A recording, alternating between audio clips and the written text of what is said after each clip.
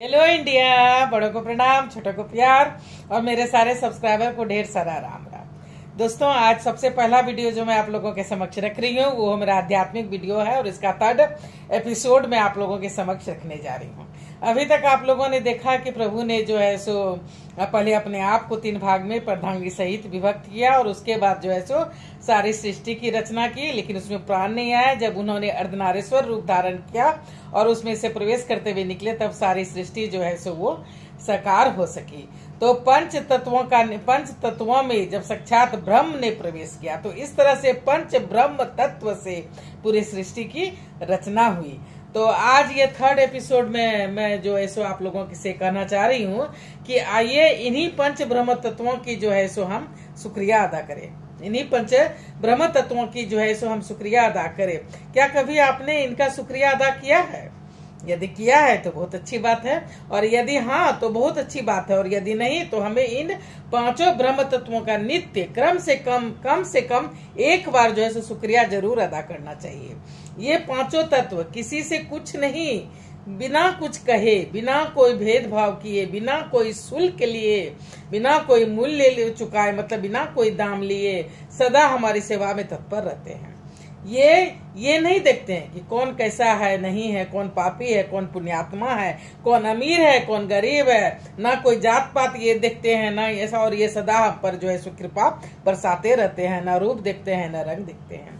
प्रभु ने ये संसार बहुत ही सुंदर, भव्य, मनमोहक और अनुशासन सहित बनाया है।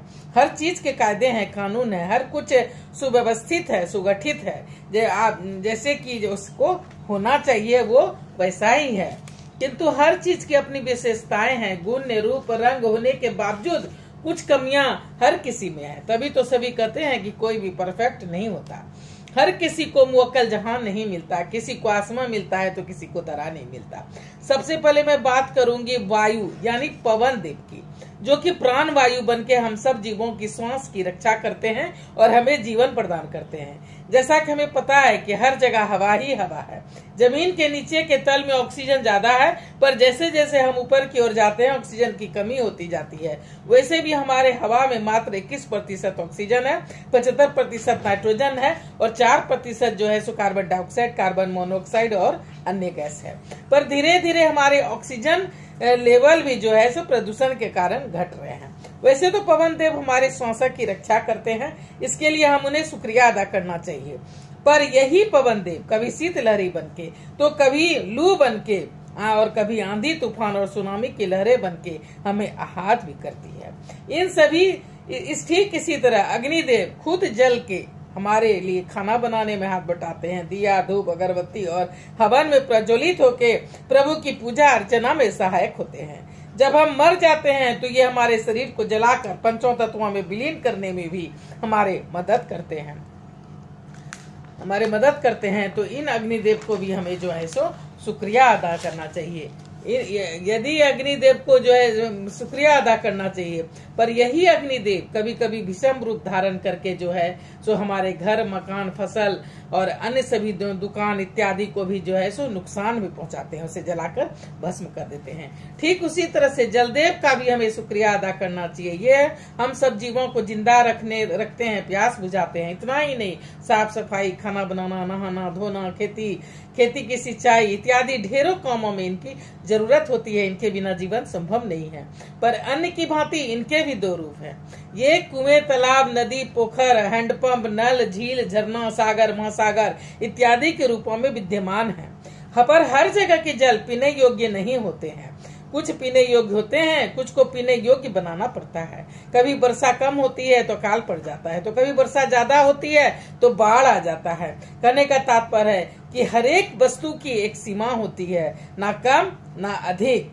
हर किसी के गुण अवगुण, हर किसी में गुण और अवगुण दोनों ही विद्यमान होते हैं। अंत में हम शुक्रिया अदा करते हैं नभ और धरा का। दोनों ही एक दूसरे के पूरक हैं। नभ अपनी जगह टिका है, खुला आसमां हमें प्रदान करता है, तभी धरा जो है अपनी जगह टिकी रहने में सक्षम है, जीवन संभव है। दोनों दूर कहीं क्षितिज में एक दूसरे से मिलते नजर आते हैं, पर समूह को पता है कि ये सागर के उन 2 किनारों की भांति हैं जो साथ साथ चलते तो हैं, पर कभी इनका मिलना जो है सो वो संभव ही नहीं है। मिलना इनका नामुमकिन ही नहीं असंभव भी है। नभ हमारे लिए एक उन्मुख गगन प्रदान करता है।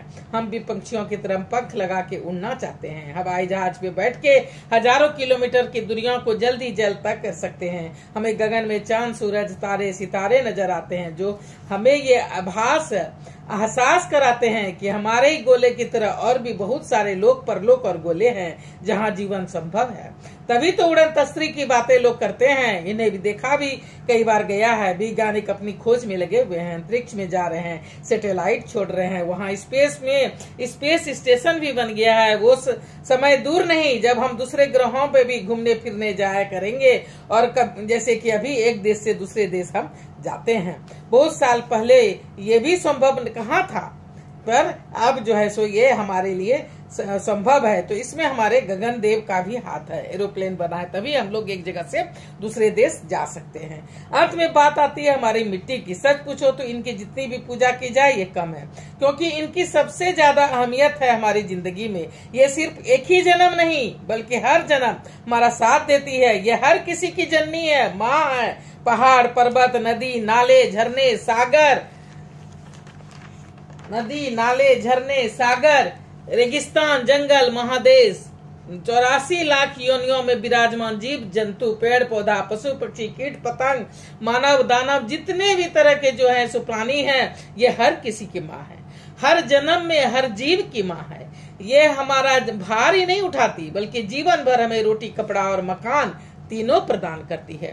हमारे सुख दुख का साथ देती है, हमारे सुख दुख में साथ देती है, हमारे साथ रोती है, हमारे साथ हंसती है। मिट्टी जो हर जगह के हिसाब से अलग अलग होती है, कहीं रेतीली, कहीं दलदली, कहीं काली, कहीं भूरी, कहीं उजली तो कहीं लाल, पर हर मिट्टी का एक ही स्वभाव होता है, किसी खास फसल के लिए उपयुक्त होता है। कभी सोचा है एक ही मिट्टी से सब उगते हैं। ढेरों अनाज, फसल, फल, फूल, पेड़ पौधे, जड़ी बूटियां, सभी के रूप रंग अलग अलग होते हैं, स्वाद अलग अलग होते हैं, खुशबू अलग अलग होते हैं, उसमें अलग अलग जो है सो उसके गुण होते हैं, उसके अवगुण भी अलग अलग होते हैं। पर अलग अलग होकर के भी पर ये हमारे लिए उपयुक्त है, जरूरी है। हाँ, किसी की जरूरत ज्यादा है तो किसी की जरूरत कम, पर सभी जरूरी हैं, वरना प्रभु इसे बनाते ही नहीं। कहने का तात्पर्य है कि इस धरती पे कुछ भी यूं ही नहीं है और कुछ भी ऐसे ही नहीं होता है। सब प्रभु की मर्जी से होता है और सब उनका ही किया हुआ रचना है। माँ कितनी मेहरबान है हम पे, कितना ख्याल रखती है, कितनी वैरायटी है हमारी जिंदगी में। स्वाद बदल बदल कर अलग अलग दिन अलग अलग तरह के हम चीजें इस्तेमाल कर सकते हैं, खा सकते हैं, पहन सकते हैं, ओढ़ सकते हैं, घूम सकते हैं। जब हम इस दुनिया से विदा होते हैं तो इनकी ही शरण में जाते हैं, चाहे हमें जलाया जाए या हमें दफनाया जाए। माँ अपने सीने में हमें सिसकते हुए समा लेती है। हम फिर जन्म लेते हैं दूसरे रूप, दूसरे योनि में आए या किसी भी रूप में आए, 84 लाख योनि में से किसी भी रूप में आए, हम भले भूल जाएं पर माँ हमें नहीं भूलती है। हमें जन्म देने वाले माँ बाप भले हर जन्म में बदल जाते हैं, पर हमें जिंदा रखने वाली माँ कभी नहीं बदलती है। वो यही रहती है, फिर से हंसती है, फिर से हमारा स्वागत करती है और हमें लोरी गा के सुलाती है, जगाती है, हंसाती है और हर तरह का सुख सुविधा प्रदान करती है, फिर मुस्कुराती है। ये है हमारी माँ धरा और इन माँ धरा को नमन है। हमारी मातृभूमि जो कि हर जन्म में हमारी माँ है, चाहे वो धरती के किसी भी महादेश के किसी भी देश में किसी भी प्रांत से मोहल्ले और घर में हम जन्म ले ले, पर मातृभूमि हमारी माँ ही है, माँ धरा ही है। चाहे हम कुछ भी बन के आए, कुत्ता, बिल्ली, हाथी, घोड़ा या मानव, ये हमारी माँ है और ये हमारी माँ हर जन्म में रहती है। भले हम इसे भारत माता कहे या अमेरिका रूस कहे, ये तो हमारी माँ है, माँ धरा है। माँ धरा को हमारा नमन, सत सत नमन। तो अभी तक मैंने जो आप लोगों से यही कहा कि जो 5 तत्व हैं हमारे, जल, अग्नि, वायु, नभ, धरा, इन 5 तत्वों से सारी सृष्टि बनी है और इसी पंच ब्रह्म तत्व से हम लोग सब बने हैं। और इन 5 तत्वों का जो है सो हमेशा हमें जो है सो शुक्रिया अदा करना चाहिए। और हर चीज, हर रूप, हर रंग, यहाँ तक कि 5 तत्व में भी गुण अवगुण दोनों विद्यमान है और उस जो है सो उसी तरह से उसको स्वीकार करना चाहिए। तो प्रभु ने इसलिए ये ऐसा बनाया है, ऐसा रूप दिखाया है सबका, ताकि हम हर किसी को हर तरह से जो है सो वो जो है जैसा है उसी तरह से उसे स्वीकार करना चाहिए, उसे एक्सेप्ट करना चाहिए।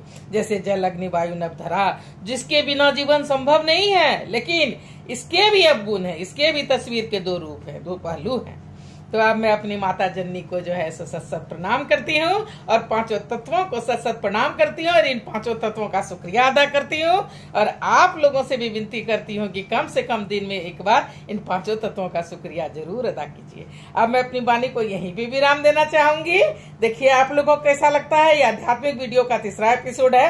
अब कुछ दिन के बाद जो है फिर फोर्थ एपिसोड में आप लोगों के समक्ष लेके आऊंगी।